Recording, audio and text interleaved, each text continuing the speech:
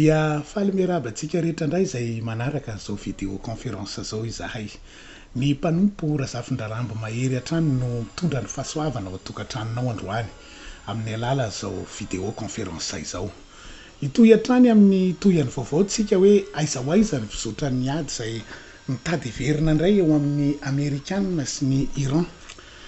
Tsy mijanona manara-maso sy manenjika ary mifeno nucléaire ny iranianina ny Amerikanina ary manoloana ny fiakaran'ny tanjaky ny Iran ankehitriny eo amin'ny famokarany uranium mba ahavita arma nucléaire dia tapa-kevitra ny Amerikanina fa hidaroka indray any Iran.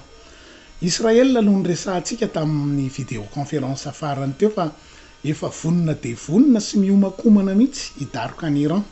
Fa ankehitriny kosa dia reko zao tamin'ny loharanom-baovao navoaka ny département d'État amérikanina tamin'ny 12 ny volana novambra 2024 teo sy ny vaovao an'ny CBN fa manomana fanafiana ny Iran ndraiky io ny Amerikanina ankehitriny. Araka ny mahazatra alohan'ny hidirantsika lalindalina kokoa dia tena ao anatin'ny ady amin'ny communication tsika amin'izao andro farany zao ka mila ny fanampianao zay.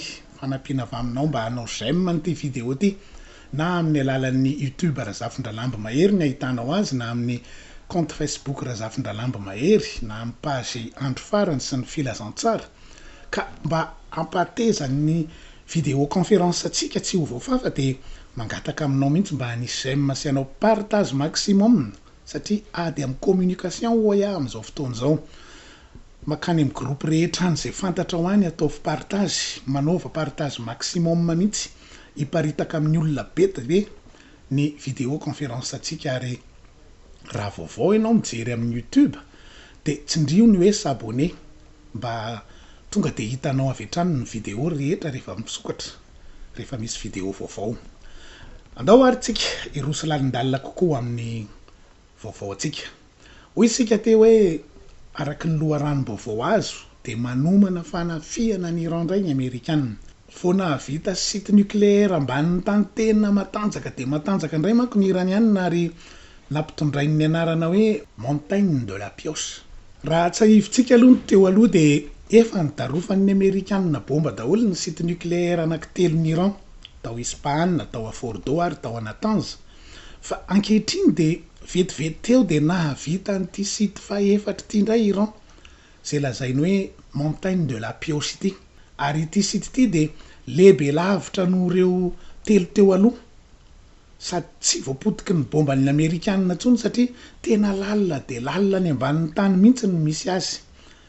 Tena nataony manara-penitra mihitsy ny fanaovana azy dia tena tsy tafandromandry mihitsy ankehitriny Israel sy Amerika amin'izao fotoana izao satria voalohany aloha lazain'ny fanjakana iranianina fa tsy potika tanteraka daholo akory ireo site nucléaire anankitelo izay nidarofan'ny Amerikanina tamin'ny volana Jona tao a Fordo sy Natanz ary Ispahan ireo fa nangonina nafindra daholo izay sisa tsy simba tao ary naorina sy noarenina mitambatra ao amin'ity site faefatra ity dia montagne de la pioche zany. Ny faharoa tsy matafandromandry any Amerika sy Israel dia satria nandritra n'izay fahanginan'ny Iran izay tamin'izy nidarofan'ny Amerikanina teo iny dia nanamafy fifanarahana sy pacte maromaro tamin'ny firenena matanjaka maro Iran tahaka ny Russie, Chine, Corée du Nord ary Turquie izay samy manampy azy daholo amin'ny fananganana n'ity site nucléaire vaovao ity ary mamatsy ny Iran koa amin'ny fitaovam-piadiana missile maro conventionnel na non conventionnel zany. Conventionnel moa dia missile tsotra ary ny missile non conventionnel kosa dia ireo missile chimique na nucléaire. Ary Russie sy ny Sinoa ary Iran ohatra dia nanao fifanarahana manokana mihitsy fa hifanampy sy hifampiaro. Tamin'ny voalohandohan'ny volana Oktobra teo iny dia nanao fifanarahana manokana Iran sy Russie atao hoe accord de partenariat stratégique global. Vita sy ny official zany ary tena nampatahotra ny occidentaux io accord nataon'ny Iran sy Russie io satria fifanarahana ao amin'ny sehatra rehetra mihitsy izay maha-global azy ka tsy ny fifanarahana ara-ekonomika sy ara-tsosialy akory no mampanahy ny occidentaux fa ny fifanarahana ara-tafika izay nataon'izy ireo mazava ho azy.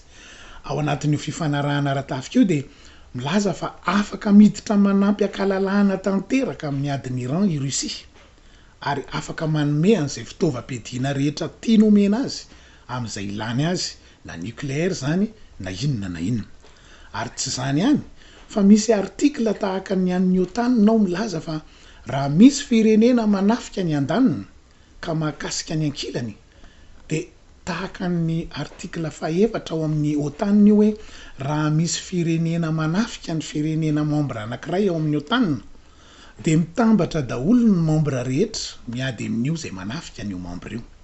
Dia izay ty fifanarahany ty. Raha mikasika ny Iran zany Israel na Amerika manomboka izao dia mazava ho azy arak'izany fa afaka miady amin'ny vantany Russie manampy an'i Iran.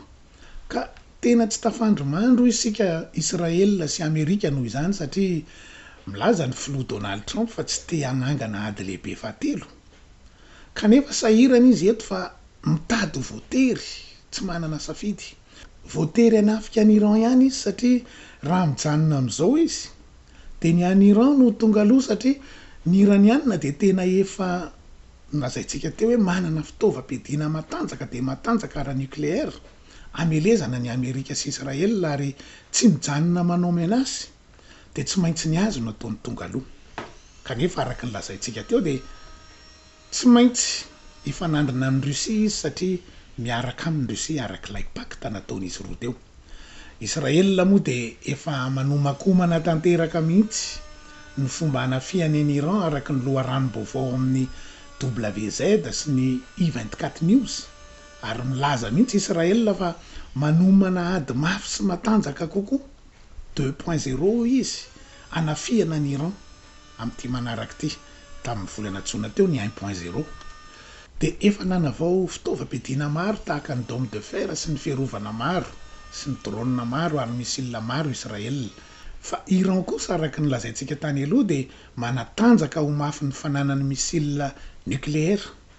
Betsaka ny milaza hoe eo ny ahatanteraka ny ahafoana tsy eo amin'ny carte ntsony any Israel na hoe oreiller de la carte Israel.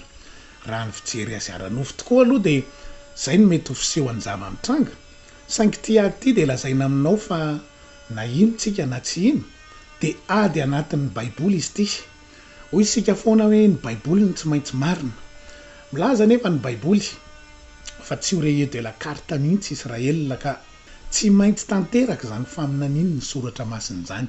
Ny Apokalipsy toko faha 12 dia milaza n'ilay vehivavy mitafy masoandro izay manondro ny Israel io satria lay kintana 12 lazainy ao dia ny foko 12 ny Israel. Ao amin'ny andininy faha 14 ao amin'ny Apokalipsy toko faha 12 io ka hatramin'ny faha 14 milaza an'izany hoe tsy oreiller de la carte Israel. Andaovaka itsika ny andininy faha 14 dia manao hoe ary lay vehivavy nomena elatra roany voromahery lehibe andinany ho any efitra ho any amin'ny fitoerany izay hitezana azy fetrandro ray sy fetrandro roa ary atsasaky ny fetrandro mba tsy ho hitan'ilay mena rana izy.